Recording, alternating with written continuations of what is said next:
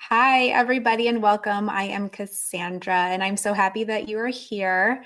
If you care about being healthy and well, you have come to the right place. According to Harvard Medical School, there are 6 pillars of health and wellness. And today we're going to talk about restorative sleep. The other pillars are nutrition, physical exercise, positive social connections, avoidance of risky substances, and stress management. So today, as we focus on sleep, I'm going to give you some tips, things that you can do. Maybe you've tried some. We can dive a little bit deeper if you let me know what your questions are. So the first thing to focus on is figuring out what your chronotype is. Your chronotype is going to tell you the best time for your body to go to sleep and wake up. And you are going to keep on that same schedule every single day as best as possible.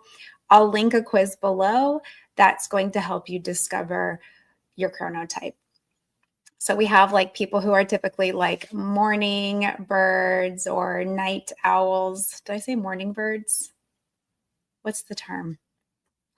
Like you like to wake up early like I do? Okay, so anyways, we're going to figure out what your chronotype is. So that's kind of step 1. Step 2 is no food before bed. So most people like to say no food about 2 hours before bed, but it can be really as much as 4 hours. So this is something you're going to have to experiment with and see what works best for you.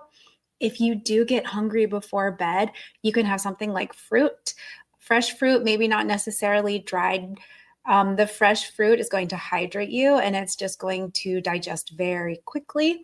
So that is going to be the best bet because while you are trying to go off into rest, you don't want your body putting all of its energy towards digesting your food. You want your energy to go towards a restorative sleep. The third thing that I'm going to throw in here, because I forgot to write it in my notes, which is you do not want to be looking at screens about 1 to 2 hours before bed. So I know that's kind of like a habit, and we can dive a bit deeper into that, kind of scrolling on the phone, or I will do my Duolingo right before bed because I always forget about it. So trying to figure out ways to not have any screen exposure to that blue light before bed. Our next one is no caffeine 8 to 12 hours before bed. So personally, I try to stop my caffeine consumption about 10 hours before bed. I've played with that a lot and I've been able to see kind of what my guideline is for that. I wish it was much fewer so I could have more tea later in the day, but I have to stick to the herbal teas later in the day because my green tea will keep me up at night. The next one is avoidance of risky substances. So these are things that you don't want me telling you, like not drinking alcohol and not doing things like smoking marijuana or other drugs. There's not really a window of time.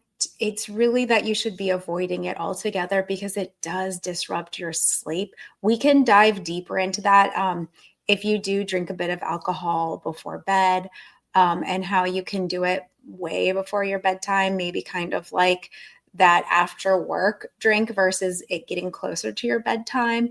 And I know a lot of people say to me that marijuana helps them sleep, but we can, if you're interested, dive a little bit deeper into why that's actually not true. Drugs and alcohol can help you fall asleep more quickly, but your sleep is much lighter and much more disturbed. The next one is a cool and dark room. So this can be difficult during the summer months if you live in like a multi-story building, and as heat rises, it gets hotter upstairs like it does in my house than it is downstairs. There are things you can do, like they make these covers you put on top of your mattress that keep the temperature low. You can also just turn on a fan. You can use your home's AC unit. You can sleep with just a sheet, or you don't have to sleep with any covers at all. You can also use things like blackout curtains, which really help so that when I go to bed, and it's like 9:30. Sometimes it's still light out because it's summer. So that really makes it nice and dark for me. And if you have a later waking chronotype, so if you're the type of person who goes to bed much later and then wakes up much later, the sun will not wake you up. However, some people kind of like to just not use blackout curtains at all, and they like to sleep and wake with the natural rhythm of the sun. So I'm going to leave that to you. Another thing is to have a quiet room. So you can use things like earplugs or even a white noise machine. There are lots of noises now, like brown noise and pink noise, and different sounds and tones you can experiment with. I have a friend, her husband works the night shift. So when he comes in, she wakes up and it's very difficult. So if you are experiencing something like that, you can try using the before mentioned things. You could also use an eye cover, kind of like a sleep mask that you put over your eyes that can help with the light exposure if you don't want to spend the money on blackout curtains or you don't want to like kind of go through that whole thing.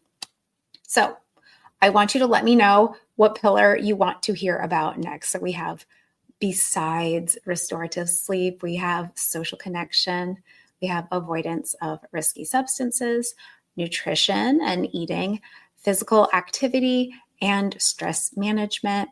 So I want you to let me know your questions so that I can help dive much, much, much deeper. And I'm also going to have a video for you that is movement for sleep. So some movements and stretches and relaxation that you can do to prepare your body for the most restorative rest. Thank you so much. And I hope you have a wonderful day. Bye.